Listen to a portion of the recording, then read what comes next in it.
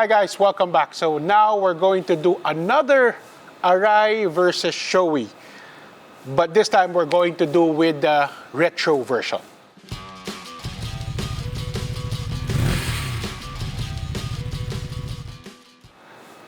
This is Arai's version of the retro, which is what they call the Arai Rapide Neo, also known as the Concept X. Tama ba? Concept X, right? Yes, I think they also call it the Concept X. This is the Shoei Glamster. This is Shoei's version of the classic. Now, let's just talk about the looks for now. But I'm not going to score the looks. I'm not going to make any judgment on the looks because looks, as everyone knows, is very subjective.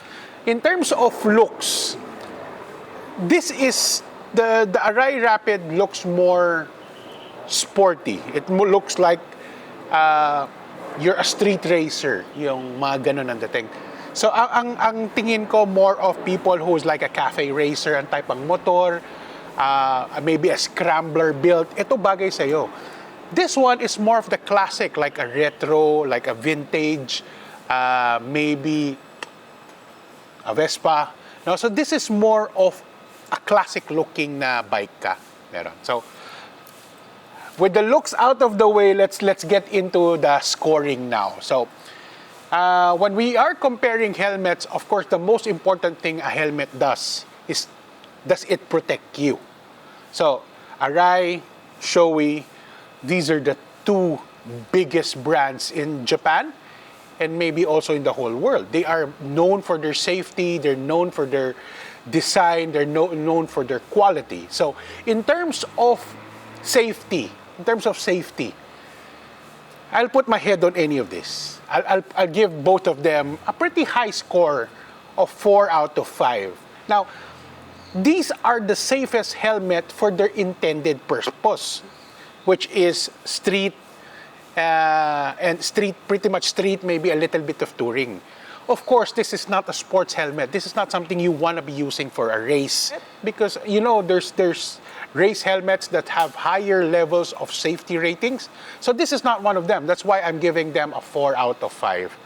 Okay, so next is the weight of the helmet. Now, I don't know if you can see, but the Arai is so much bigger. The mentality of Arai has always been, let's make the helmet as round as possible because for Arai, they believe the roundness is what's going to contribute to its safety. Pati pag nag-slide ka and everything, the round shape will create the less snag. The problem with a rounder helmet, it tends to be also less sleek. So mas malaki yung shape niya. So that is why Arai, when you compare to the more sleeker looking, though roundish pa rin na Shoei Glamster, there is so much more material that is used. Arai was making it as light as possible already by using the best quality materials. But still, this Arai Rapide Neo compared to the Shoei Glamster, these are both XL by the way. So I got the same size. The Arai Rapide Neo, when I measured it, was 1.6 something kilo, 1.65, nasa mga ganon. It's a heavy helmet. The Shoei Glamster, on the other hand, it's a little bit more sleeker. If you can see it's a smaller shell. It's only 1.3 kilos. That's over 350 grams or 1/3 of a kilo difference. Medyo malaki-laki yung difference na yun. You're talking about for a 1.3 kilo na helmet, the 300 grams is 25% of the helmet already. So you're adding 25%. 25% more weight to the Glamster if you're using the Arai Rapide Neo. So yun yung you have to think about it. So of course, overall, the lighter the helmet, it's going to be more comfortable for long rides kasi nga nakakapagod din sa leeg yung medyo mabigat na helmet. Like I mentioned, this is lighter because of its smaller shell, but also the advantage of a smaller shell in my particular use is Remember, I had issues with my top box or my storage compartment for this Vespa. Is none of my helmets, none of my full face helmets fit. And good news is this Shoei, even on XL size, actually fits the top box. So that's a big advantage to me. So weight-wise, this is heavy, the Arai. So out of 5, I'll give it maybe a 3, a score of 3. For the Shoei, it's very lightweight. It's almost in the level of carbon fiber na mga helmets in terms of its weight. If you look at other carbon fiber helmets that is in the XL size, that's about 1.3 kilos. Then yung iba nga 1.4 pa.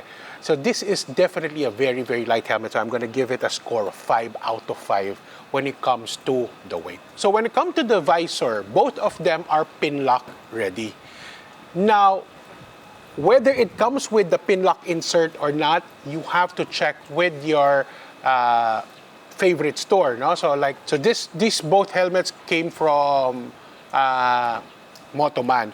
Luckily, I know this model, since this particular one that I got did come with the pin lock insert, but I was told not all of the Arai Rapide Neo does come with the pin lock insert. So you please do double check your favorite supplier or favorite store. The Glamster also, this one that came from Motoman, has already pin lock inserts. And I was told that I think his stocks all come with pin lock insert, but please don't quote me on that. So please double check on the store. But both of them are pin lock ready. So if it does not come with its pin lock, you can actually put your own pin lock. Now, when it comes to the quality of the lens, meaning clarity, both are really good visors. As in, no distortion. It's very clear. But I think it's the shape of the Arai visor that is causing a little bit of glare and reflection. Kaya medyo pag malakas yung araw, I see a lot of glare na can be distracting. The Shoei meron konti, but not as bad, no? So medyo parang I think it's the shape. It's not the quality of the lens. I'm pretty sure the quality of the the quality of their visors are both equally as good. It's just so happened that this one has I think the shape is less prone to the unwanted na glare. So, but the advantage again naman towards the Arai is you can order the Arai Pro Shade visor, the one that you can actually flip up to have a visor, because both of them doesn't come with any built-in visors. Arai definitely, there is no single Arai helmet with a built-in visor. That's based on their philosophy that adding that is going to compromise safety, so they're never going to do that. Shoei, this particular model doesn't have it. Pero meron sila mga ibang models na meron. But this particular Glamster, wala siya nung shade that goes in and up and down, yung built-in. So, this one, you have the option to actually buy the Arai Pro Shade. Sa Shoei Glamster, your option is to get, tinted visor is your only option. So, which means if you put on a tinted visor, it's only good when you're riding during the daytime. Pagdating ng gabi, either you bring your own visor, you bring your clear visor, or you have to drive with it up. So medyo hindi maganda yung option na yun. For this particular model, they still don't have the photochromatic one, the one that I have on my other Shoei. Kung meron sana nun, ang ganda sana. Kasi you could ride from day to night without having to worry. The photochromatic is the one that's what they call the transition. So it goes from dark to light, depending on how much sun there is. So when it comes to the visor of these two, I guess we have to give them a tie, which is maybe a 4 out of 5, because some of the things that I don't like about it, pero meron naman siya nung shade option. This, on the other hand, is really nice, when it comes to clarity, less distortion, less reflection, not distortion. They're both distortion free. Has less options when it comes to shield option, a visor shield option. There is third party, but I don't really recommend buying third party na shield. Not all of them are good quality, so magkakaroon ka ng distortion issue. Okay, so both of them, I would give them for the visors, I would give them a score of around 4 out of 5 on each one. So tabla na lang yan. They're both good visors. Nagkakatalo na lang doon sa sinasabi kong pag direct sun, there's some weird reflection. But on the other hand, the Glamster has no transition or no shade option that you can ride from day to night. The ventilation of the helmets, if you look at it, so if you look at the Arai Rapide Neo, it has a big vent in front which you can actually turn on and off. But the top part is very clear, as in there's no vents here. All you have is this small 2 chin brow vents. But at the back side, it actually has, if you notice, there's 2 exhausts here, and there's also an exhaust here on the neck. Now, in terms of ventilation, the Arai does an okay job in terms of venting hot air. But my problem with it is, dito sa ulo, parang kulang pa ng konti eh. The chin brow is just not giving enough air for it to vent. So it's not really a great ventilated helmet as compared to other models na mas maraming vents. Pero, of course, if you're going to add a lot more vents to this design, it will ruin the whole retro classic look. Same here as with the Glamster. If you notice the Glamster, it also has chin vents, but this one you cannot close. But the thing with this chin vents, it's not a direct vent. There's no hole here sa loob. Hindi siya tulad nung sa Arai, yung sa Arai. When the air comes into the chin, you can feel the air going to your mouth and a little bit to your face. So minsan pag nakanganga ka, medyo malulula ka if you want. If ever, parang nakakalula na nakabukas yung bibig mo pag may malakas na air. This, on the other hand, is the air actually goes up and then exits through the back port. And if you notice also, it only has 2 small vent holes. So, ito naman, ang problema dito, medyo mainit dito sa panga. Kasi wala masyadong hangin eh. The vents here are not really direct vents eh. It goes up, I know, to here, slightly here sa top. Pero hindi ko masyado siya nafe-feel eh. It's not direct eh. It's not direct. But the top vent here, ito nafe-feel ko yung hangin dito sa ulo. So, the Shoei is venting more on the top head, more on the top side, which is, I think, more important as compared to, dito naman sa Arai, ang venting niya more on dito sa chin, lower part of your face.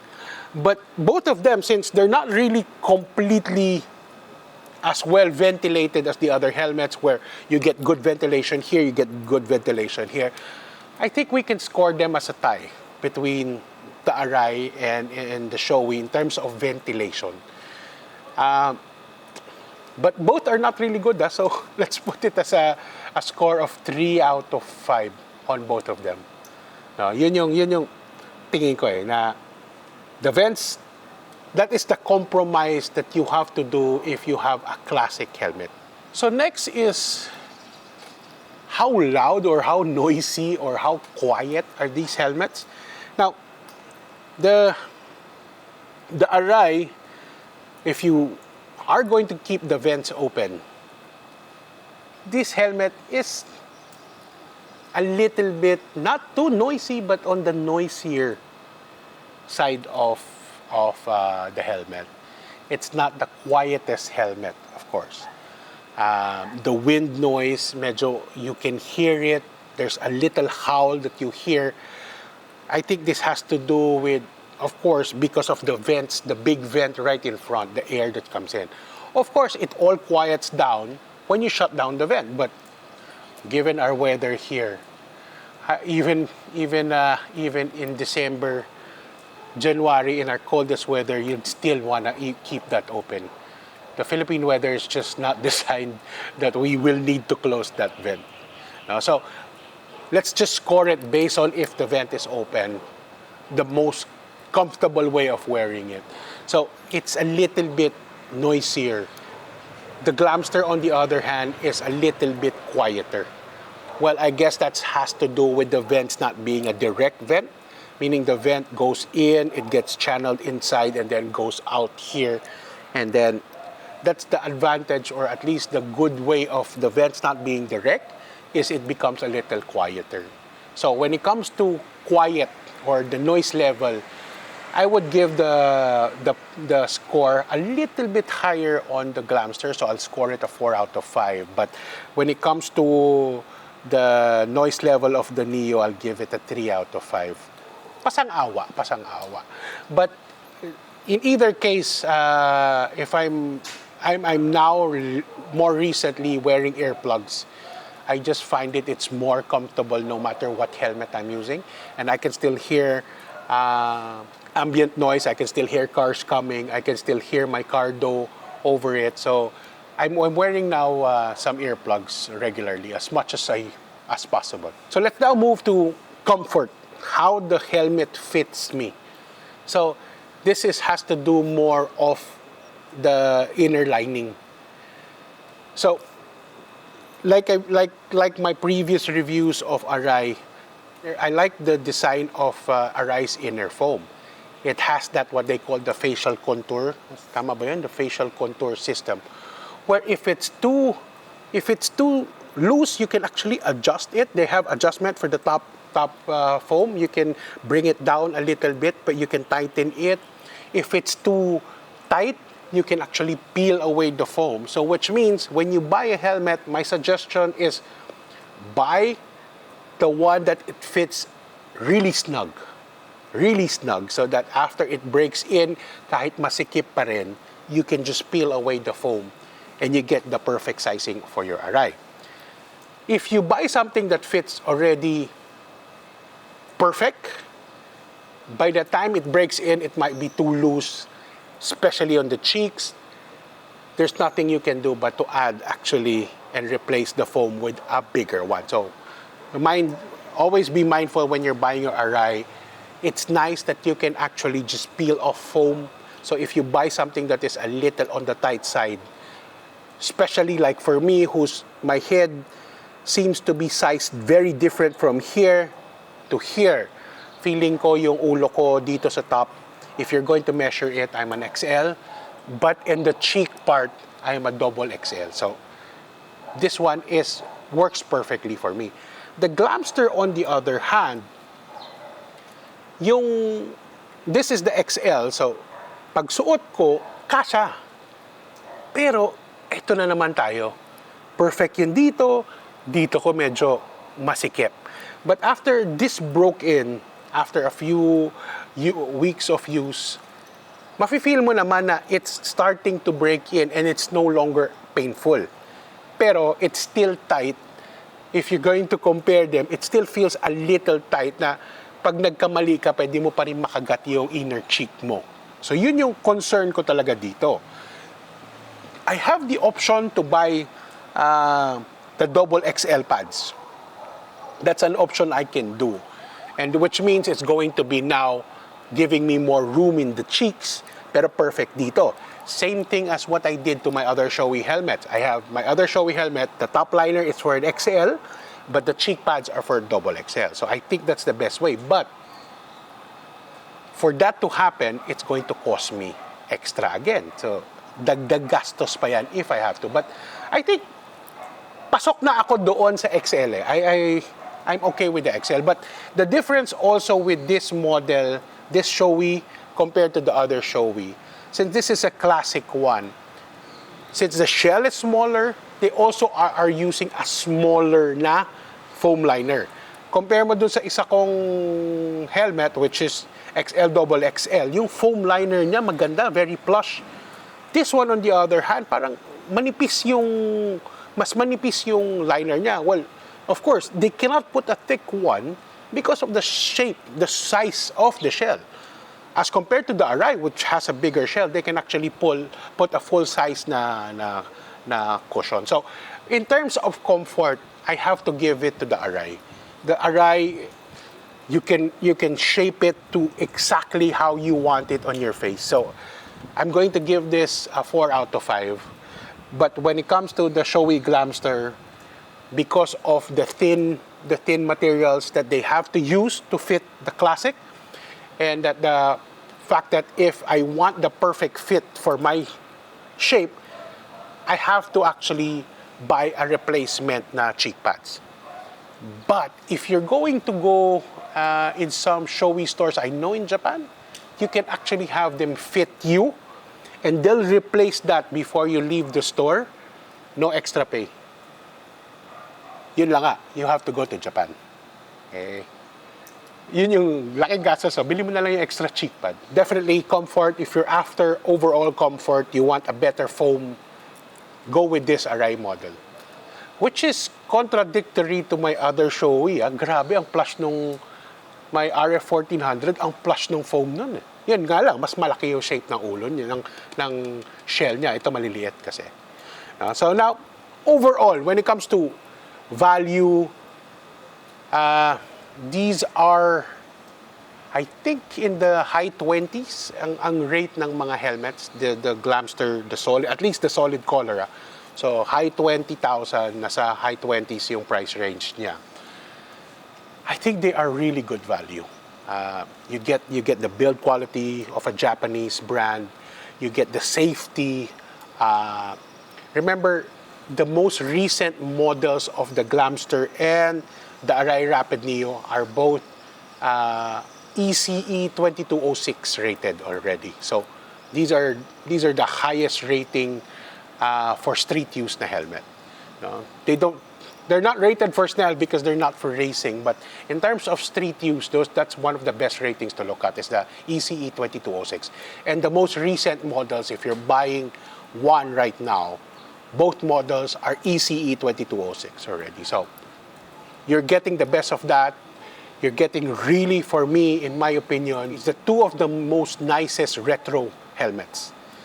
So, but in the end, we have to award who is the winner.